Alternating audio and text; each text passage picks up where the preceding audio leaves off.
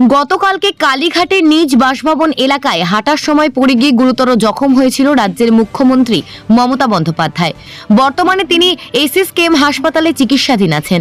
রাজ্যের মুখ্যমন্ত্রী মমতা বন্দ্যোপাধ্যায় দ্রুত সুস্থতা কামনা করে তারাপীঠ মন্দিরে পুজো দিলেন বীরভূম জেলা তৃণমূল কোর কমিটির 5 সদস্য।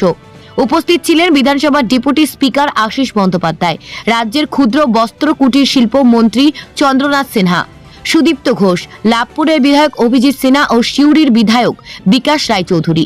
আশিস বন্দ্যোপাধ্যায় জানান, আজ তারা মাননীয় মুখ্যমন্ত্রী মমতা বন্দ্যোপাধ্যায় দ্রুত আরোগ্যের জন্য প্রার্থনা করতে এসেছেন তারামায়ের মন্দিরে। Bureau report, news time 24x7।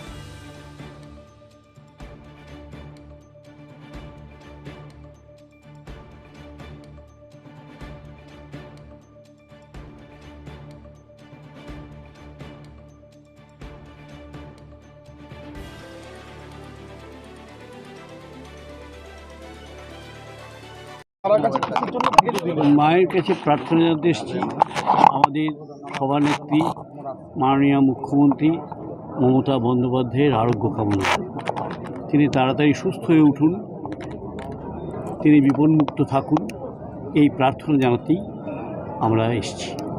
আমরা কোর কমিটির সকল সদস্য চন্দ্রনাথ সিনহা, বিকাশ রায়চৌধুরী, অভিজিৎ সিনহা, সুদীপ্ত ঘোষ, সবাই আমরা এসেছি মায়ের কাছে প্রার্থনা জানানোর জন্য। কালকে খবরটা যখন শুনলেন কতটা মর্মাহত? স্বাভাবিকভাবেই মর্মাহত হওয়ারই কারণ।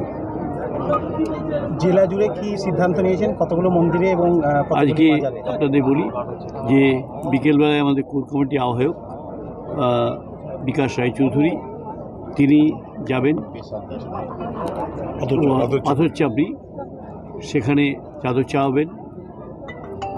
চন্দ্রনাথ সিনহা যাবেন সুদীপ্ত ঘোষকে নিয়ে গির্জায়, ফুল্লরা মায়ের কাছে পুজো দিয়েছেন অভিজিৎ সিনহা।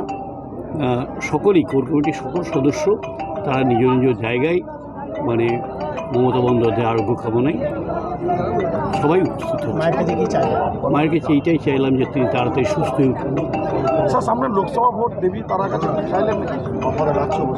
আগামীকাল শতাব্দীরা এখানে আসবেন, বীরভূমের কালকে আসবেন। আজকে তো কোর কমিটির বৈঠক ছিল, লোকসভা নিয়ে কি আলোচনা হলো বিষয়? সেটা তো এখানে বলার নেই।